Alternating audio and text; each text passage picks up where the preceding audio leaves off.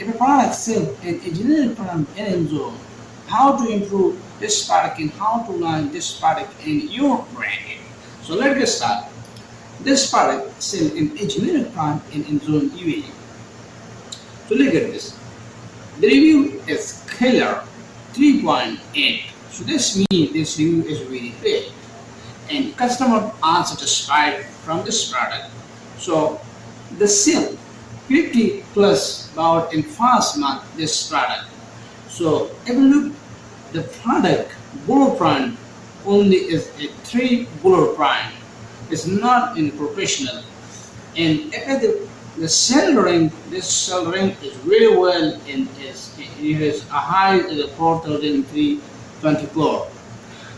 If the hijacker or reseller is very high, 33 reseller sell this product. So how this?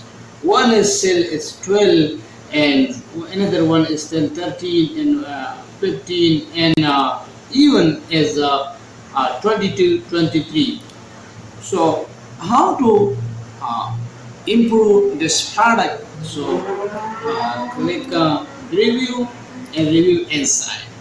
If the review inside, you see what